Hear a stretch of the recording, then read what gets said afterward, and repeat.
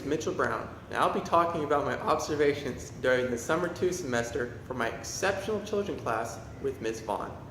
For this video, I will talk about one observation from Pathfinders School in Jacksonville, the LEDC Lone Oak Pre-K Adult School, the LEDC Cabot Adult School, and two observations from the Cabot Pre-K School.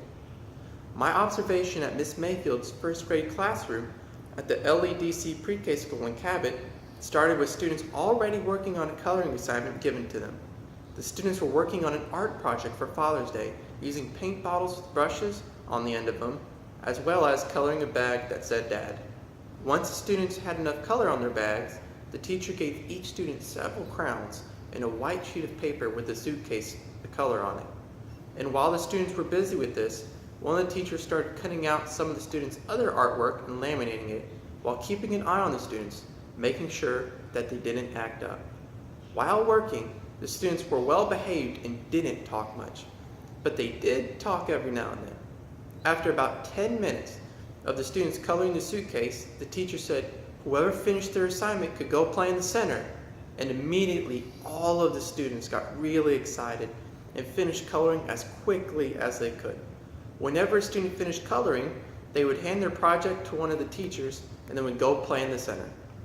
The center was a large area of the room in the corner that was in a giant carpet and enclosed by shelves. And in the shelves are various toys that the children loved to play with. There was one autistic girl in the class which required one-on-one attention from the teachers.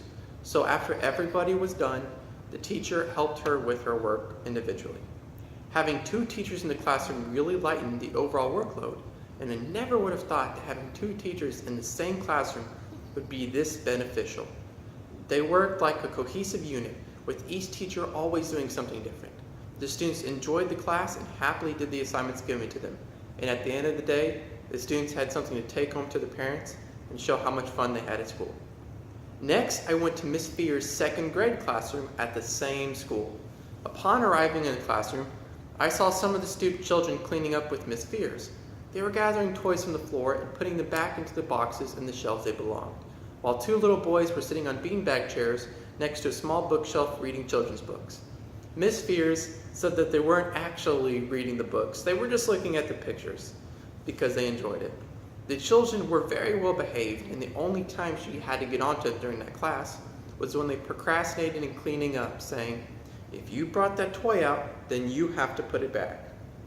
During this time, the classroom was kind of rowdy, but since there were only 5 children, it wasn't that bad. Once the children had finished cleaning up, Miss Fierce brought some toys onto the table for the children to play with, until it was time to go to the gym. The girls in the classroom played with the toys while the boys continued to look at their picture books. At this point, the classroom was very calm and the children were well behaved. After about 20 minutes, Miss Fierce had everybody lined up in a single file line at the door. Then they went to the gym where 2 other classes were already playing. After about 10 minutes of playing in the gym, one of the teachers left and came back with a couple of inflatable balls and set them on the ground. The children were extremely happy and excited as they played with the balls and were constantly running around. A few students even hit a teacher on accident with the balls, but the teacher just laughed it off in good spirit and tossed the balls back to the children. After a few moments of this, one of the teachers came back with a really big inflatable ball and played a game with the students where they would try to keep it in the air for as long as possible. The children loved playing this game, and everyone came over to the teachers to play. Shortly after, some of the students started to misbehave. One little girl refused to share a ball she had, while another student hit a little girl in the arm and was forced to apologize. I enjoyed this observation, not only because the children were friendly, but because of the fun activities the children had. Although there were some incidents, the teachers handled it very well, keeping the overall feeling of the class very positive. And I want my class to have the same positive atmosphere when I teach. The next observation was completed at Miss Sutterfield's third grade classroom at the LEDC Lone Oak Pre-K and Adult School.